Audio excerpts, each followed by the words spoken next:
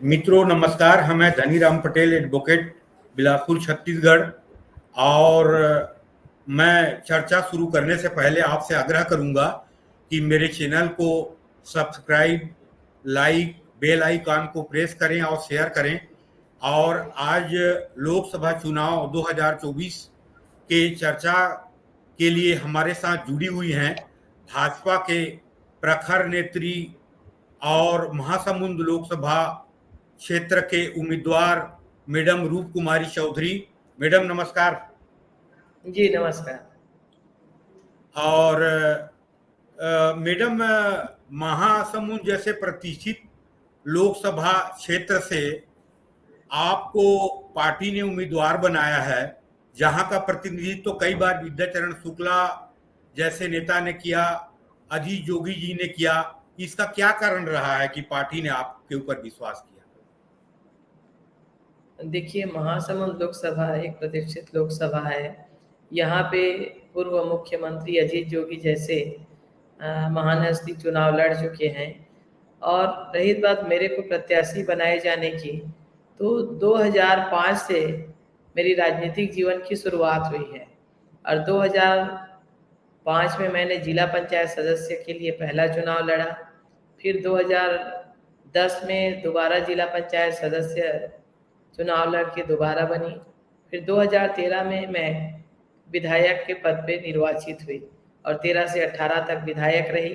इसी बीच मैंने संगठन में भी काम किया। मैं महिला मोर्चा की जिला की महामंत्री रही, फिर भारतीय जनता पार्टी में प्रदेश की मंत्री भी रही, और अभी वर्तमान में मैं भारतीय जनता पार्टी महासमुंद की जिला की अध्यक्ष हूँ। तो इस तरह देखें तो लगातार मेरी सक्रियता राजनीति में बनी हुई है और मैं एक कार्यकर्ता के रूप में लगातार अपने जिले में काम कर रही हूँ। मैं हमेशा अपने विधायक रहते हुए विधानसभा में भी सक्रिय रही, जिला अध्यक्ष रहते जिला का संगठन के काम को पूरी सक्रियता से तन्मयता से कर रही हूँ। जी जी यही कारण है कि और इस समय महासमुंद लोकसभा से मुझे भारतीय जनता पार्टी का प्रत्याशी बनाया गया है। जी मैडम, अभी देश में प्रधानमंत्री मोदी जी का स्लोगन है आपकी बार 400 पार। उसका बैकग्राउंड पे भी दिख रहा है। तो आप क्या उम्मीद रखते हैं, छत्तीसगढ़ के 11 लोकसभा क्षेत्रों में से कितने बीजेपी जीतेगी और आपकी जीत की मार्जिन क्या रहेगी, इसके बारे में बताएं। देखिए, ये बात तो स्पष्ट है कि छत्तीसगढ़ में पूरी 11 की 11 सीटें भारतीय जनता पार्टी की झोली में जा रही हैं। हम पूरे छत्तीसगढ़ में 11 सीटों पे हम चुनाव जीत रहे हैं। और रही बात महासमुंद लोकसभा की, तो हम भी 2 लाख से अधिक के वोटों के अंतर से यहाँ पे चुनाव जीतेंगे और बहुमत से जीतेंगे, बहुत अधिक वोटों के अंतर से जीतेंगे, क्योंकि पूरी जनता को देश की यशस्वी प्रधानमंत्री मोदी जी की गारंटी के ऊपर भरोसा है, मोदी जी के ऊपर भरोसा है। और यह जो चुनाव है, लोकतंत्र का सबसे बड़ा चुनाव, ये राष्ट्र की सेवा को लेकर चुनाव है, इस देश के विकास को लेकर के चुनाव है। तो मोदी जी के ऊपर पूरी राष्ट्र की जनता भरोसा कर रही। इसी तरह महासमुंद की जनता को भी मोदी जी के ऊपर भरोसा है, मोदी जी के विकास के ऊपर भरोसा है। जी जी जी मैडम, पिछली जो सरकार थी कांग्रेस के, उसने छत्तीसगढ़ में औद्योगिकरण के पूरी उपेक्षा की, औद्योगिकरण के प्रति ध्यान ही नहीं दिया।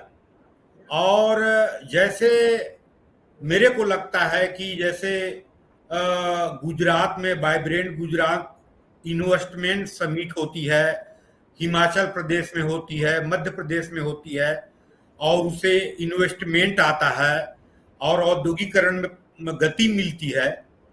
आप इसके बारे में क्या सोचती हैं, और क्या छत्तीसगढ़ में भी इन्वेस्टमेंट समिट होनी चाहिए और छत्तीसगढ़ की जो नई सरकार है बीजेपी की, उसको औद्योगिकरण के प्रति ध्यान देनी चाहिए?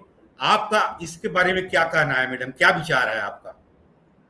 देखिए, पिछले 5 साल कांग्रेस छत्तीसगढ़ में रही तो इन्होंने विकास को लेके कोई इनकी न कोई प्लानिंग थी, न कोई योजना थी, न इन्होंने कोई काम नहीं किया, न औद्योगिक विकास को, न ग्रामीण विकास को, न शहरी विकास को। किसी भी क्षेत्र में विकास का मुद्दा पूरा जीरो रहा। भ्रष्टाचार के एक से एक बढ़ के नए नए आयाम गढ़े इन्होंने। इनके शासन काल में आप देख रहे हैं, भ्रष्टाचार इतनी चरम सीमा पे थी कि एक एक करके इनके कई आईएएस जेल में बंद हैं। तो इन्होंने विकास को ध्यान नहीं दिया। अब इस छत्तीसगढ़ की जनता इस कांग्रेस की भ्रष्ट सरकार को बहुत जल्दी पहचान गई और उन्होंने इस समय विधानसभा चुनाव में भारतीय जनता पार्टी को हमको अपना आशीर्वाद प्रदान किया, हमारे ऊपर भारतीय जनता पार्टी के ऊपर भरोसा किया।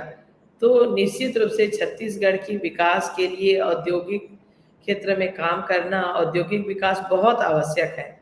और मुझे पूरा विश्वास है कि देश के यशस्वी प्रधानमंत्री मोदी जी और हमारे छत्तीसगढ़ के सरकार माननीय विष्णुदेव साय जी के प्रयास से छत्तीसगढ़ में भी औद्योगिक के क्षेत्र में इन्वेस्टमेंट मीट आयोजित होगी। इस क्षेत्र की ओर काम किया जाएगा और इसके लिए मैं भी एक कार्यकर्ता के रूप में लगातार प्रयास करूंगी, इस पे काम करूंगी। मैडम, अभी जो नई सरकार की जो योजना है, महतारी बंधन योजना, और किसानों की जो समर्थन मूल्य था जो 2500 से 3100 किया गया है, इस लोकसभा चुनाव में उसका क्या प्रभाव रहेगा? आप खुद एक किसान परिवार से आती हैं, तो इसके बारे में बताएं, इसका क्या प्रभाव पड़ेगा और किसानों के प्रगति के लिए कितनी जरूरी थी ये समर्थन मूल्य? देखिए, हमारा जो यह महासमुंद लोकसभा क्षेत्र है, खेती से आधारित हम लोग रहते हैं। सभी लोग प्राय, हमारा धंधा ही खेती है, खेती किसानी करते हैं।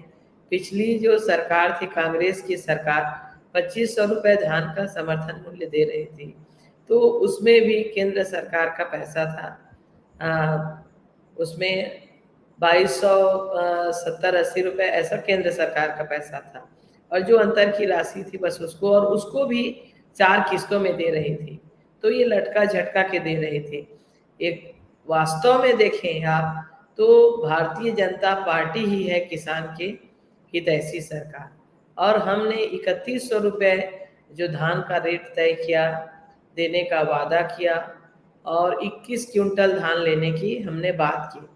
तो किसानों के मुद्दे को लेकर के हमने दोनों ही अपने वादे पे हम लोग खरे उतरे और अपने वादे को पूरे किए। इतने कम समय में छत्तीसगढ़ में भारतीय जनता पार्टी की सरकार बने 3 महीने मुश्किल से हो रही है, और 3 महीनों में इतना बड़ा बड़ा घोषणा जो था, और इन वादों को इस 3 महीने के अंदर, 90 दिन के अंदर पूरा करना, ये अपने आप में बहुत बड़ी बात थी। 50,000 करोड़ से ज़्यादा के हमने अपने घोषणा पत्र में जो वादे किए थे, इतने इसको हमने पूरा किया है। तो उसमें महतारी वंदन का जो महिलाओं को 1-1 हज़ार रुपये हमने देने का वादा किया था, उसमें 2 महीने का हमने 1-1 हज़ार महिलाओं को दे दिया। 3100 रुपये धान का रेट जो देना था हमको, वो भी हमने दे दिया। हमने जो 2 साल के धान के बोनस 15-16 और 16-17 के नहीं दे पाए थे, उसको भी दे दिया। और सबसे बड़ी बात कि गरीबों का जो आवास, प्रधानमंत्री आवास है, उस आवास को छत्तीसगढ़ की कांग्रेस सरकार ने वापस कर दिया था। तो पुनः भारतीय जनता पार्टी की सरकार आने के बाद गरीबों का जो आवास, प्रधानमंत्री आवास है, 18 लाख आवास को फिर से पुनः सैंक्शन करवाई, और तब जाकर के मुख्यमंत्री माननीय विष्णुदेव साय जी मुख्यमंत्री निवास में अपना पदार्पण किए। तो ये हमारी गारंटी है, और भारतीय जनता पार्टी जो कहती है वो करती है। यही अंतर है, कांग्रेस की सरकार की कथनी और करनी में अंतर है, और भारतीय जनता पार्टी जो कहती है वो करके दिखाती है। और इस तरह 3 महीने के अंदर हमने अपने घोषणा पत्र में, हमने मोदी की गारंटी पत्र में जो मोदी की गारंटी दी थी, उसको हमने पूरा किया है। जी, मैडम, पिछले 1 माह से आप दौरा कर रही हैं महासमुंद क्षेत्र में, तो मोदी जी की गारंटी जो है उसका प्रभाव ग्राउंड में दिख रहा है। आपको क्या लगता है, क्या कहना है? बहुत ज्यादा मोदी जी के ऊपर भरोसा है आम जनता को, और खासकर राम मंदिर का राम मंदिर का निर्माण जब हो चुका 22 जनवरी को, भगवान श्री रामचंद्र जी की प्राण प्रतिष्ठा अयोध्या में जब मंदिर में हुए, भगवान श्री रामचंद्र जी विराजित हुए, तो इस दिन से आज पूरे अपने छत्तीसगढ़ की बात क्या कहूँ, पूरे देश में एक अलग उत्साह का माहौल है।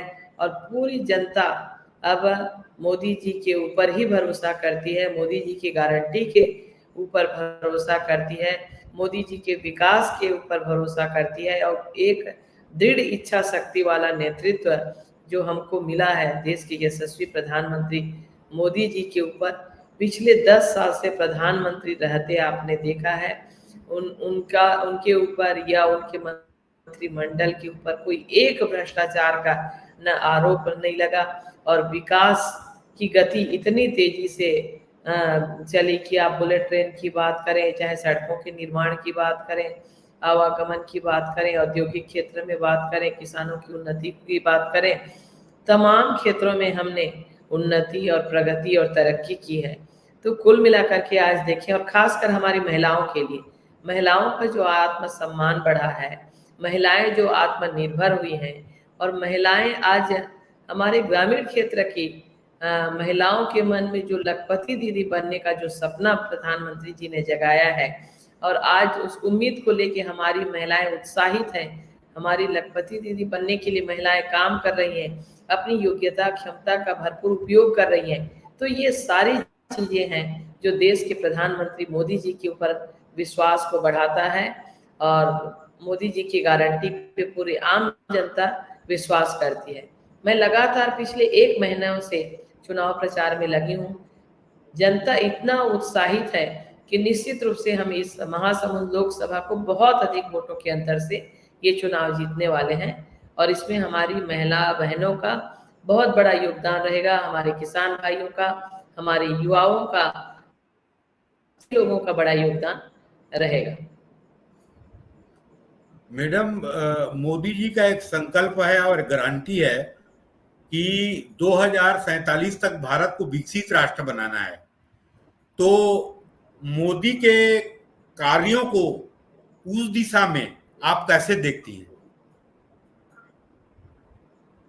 देखिए, हमारे देश के यशस्वी प्रधानमंत्री मोदी जी दृढ़ इच्छा शक्ति के धनी हैं, और उनकी प्लानिंग, उनकी योजना तत्कालिक लाभ के बजाय दीर्घ सोच वाले, और उनका ये सोच है कि आज़ादी के 100 सालों के आते आते हमको इस राष्ट्र को विकसित भारत के रूप में खड़ा करना है। एक समय था कि हमारा यह भारत पूरी दुनिया में विश्व गुरु कहलाता था, यह भारत सोने की चिड़िया कहलाती थी, और निश्चित रूप से हम फिर उस कगार पे हम आ रहे हैं, और पुनः 2047 तक आते आते यह भारत विश्व गुरु कहलाएगी ही, पूरी दुनिया का नेतृत्व करेगी। आर्थिक स्थिति की बात करें तो जो 11वें नंबर पे हमारे भारत का नंबर आता था अर्थव्यवस्था को देख के, आज हम 5वें नंबर पे आ गए हैं, और देखिएगा धीरे धीरे हम तीसरे पायदान पे, टॉप 3 पे हम पहुंचने वाले हैं। तो ये मोदी जी के सोच का ही परिणाम है कि हम अर्थव्यवस्था को भी इतना मजबूत कर रहे हैं, और दृढ़ इच्छा शक्ति के साथ 2047 तक विकसित भारत का संकल्पना लेकर के आगे बढ़ रहे हैं, और ये हमारा एक दृढ़ निश्चय, दृढ़ इच्छा शक्ति का परिचायक है। आज आप जो दौरा करती हैं लोकसभा चुनाव में पिछले 1 माह से, तो मोदी जी की जो परिकल्पना है उसके प्रति लोगों के उत्साह में किस तरह से देखती हैं? उत्साह में कनेक्ट हो पा रहे हैं मोदी जी के जो कल्पना है उससे? आप इसके बारे में क्या कहना चाहेंगे? मोदी जी के कल्पना के बारे में सारे लोग कनेक्ट हो गए हैं, पूरी जनता कनेक्टेड है। आप अगर चुनाव प्रचार में निकलोगे तो एक एक बच्चा बच्चा तक ये बोलता है कि अगला प्रधानमंत्री कौन होना चाहिए, तो मोदी जी होना चाहिए। एक एक बच्चा के जुबान पे है, एक एक बहन के जुबान पे है, एक एक युवा के जुबान पे है। आज देश की जनता ये समझ चुकी है पूर्ण रूप से कि जो ये गठबंधन की सरकार बना रही है, ये सिर्फ अपने स्वार्थ के लिए, जिनके आपस में कोई सामंजस्य नहीं है, इनके इन गठबंधन सरकार के एक एक करके लोग जेल जा रहे हैं, भ्रष्टाचार में लिप्त हैं, और मोदी जी के वो सिर्फ गाली दे रहे हैं, जो देश के विकास के लिए दिन और रात मेहनत कर रहे हैं, पूरी जनता को अपना परिवार समझ रहे हैं। मैं हूँ मोदी का परिवार, ये पूरा परिवार को साथ लेके चल रहे हैं। तो इस सारी बातों को देश की जनता देख चुकी है। हमारी बहनों के लिए, महिलाओं के लिए कितने गर्व की बात है कि कभी वो अपने लिए 1 रुपए अपने खुद के लिए कमाने की नहीं सोचती। पति के ऊपर, भाई के ऊपर, पिता के ऊपर हम आत्मनिर्भर रहते थे। वो खुद अपने आप में लखपति दीदियाँ बनने लगी हैं। तो इससे बड़ा और क्या हो सकता है? तो ये सब मोदी जी से सारे के सारे लोग कनेक्टेड हैं। देश की जनता मोदी जी के ऊपर बहुत भरोसा कर रही है। मोदी जी की गारंटी के ऊपर भरोसा कर रही है और आशान्वित निगाह से मोदी जी को देख रही है। मैडम, ग्राउंड पे भी निष्पक्ष रूप से देखेंगे तो इंडी गठबंधन कहीं विकल्प के रूप में नहीं दिखता है, मेरे को भी नहीं दिखता है। तो आपका अनुमान क्या है कि पूरे हिंदुस्तान में बीजेपी को, सिर्फ बीजेपी को कितने सीट मिल सकती है?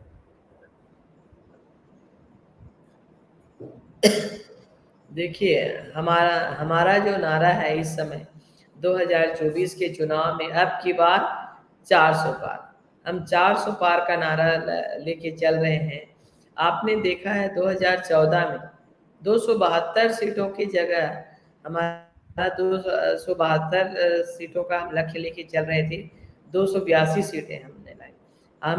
आपने देखा कि हमने 2019 में हम 300 लेके चल रहे थे आंकड़ा, तो 303 सीटें हमारी आई। और अभी हम 400 पार का नारा दिए हैं, तो आप देखिएगा हमारी इस समय 414 सीटें आएंगी, उससे भी अधिक हो सकती हैं, क्योंकि पूरी जनता मोदी जी के ऊपर भरोसा करने लगी है, देश के विकास को देख रही है। तो इसलिए अभी 400 पार, वो 414 से भी पार हो सकती है, इसमें कहीं कोई दो राय नहीं है। और छत्तीसगढ़ से तो पूरी 11 की 11 सीटें चुनाव जीत रहे हैं। जी जी मैडम, अभी आपने अपने लोकसभा में जो प्रचार किया है, तो एक एक विधानसभा में कितने गांव तक पहुंच पाई हैं अभी तक? मैंने 8 विधानसभा है करीबन आपके। 8 पूरे विधानसभा में 8 गांव हैं, और मैंने लगभग 400 साढ़े 400 गांव मैंने दौरा कर लिया। जी जी जी जो 450 गांव के आसपास मैं घूमी हूँ, लोगों में अपार उत्साह है और सब भारतीय जनता पार्टी के पक्ष में पूरा माहौल है, लोगों का भरोसा है, विकास के मुद्दे को देख रहे हैं, विकास के की ओर आगे बढ़ना चाहते हैं, और लोगों में ये उम्मीदें हैं कि विकास अगर कोई करेगा तो भारतीय जनता पार्टी ही करेगी। कांग्रेस 5 साल छत्तीसगढ़ में सरकार में रही, इन्होंने जो वादे किए उस पे भी खरे नहीं उतरे, और पूरे झूठ के पुलिंदे पे ये ठग के एक बार सरकार में आ गई थी। तो अब निश्चित रूप से भारतीय जनता पार्टी के ऊपर जनता ने विधानसभा में ही भरोसा देख करके और चुनाव जीता करके ये तय कर दिया है कि विकास है तो भारतीय जनता पार्टी में ही है। मैडम, आप महासमुंद लोकसभा से निर्वाचित होती हैं, तो यहाँ महासमुंद लोकसभा क्षेत्र के विकास के लिए आपका क्या कल्पना है?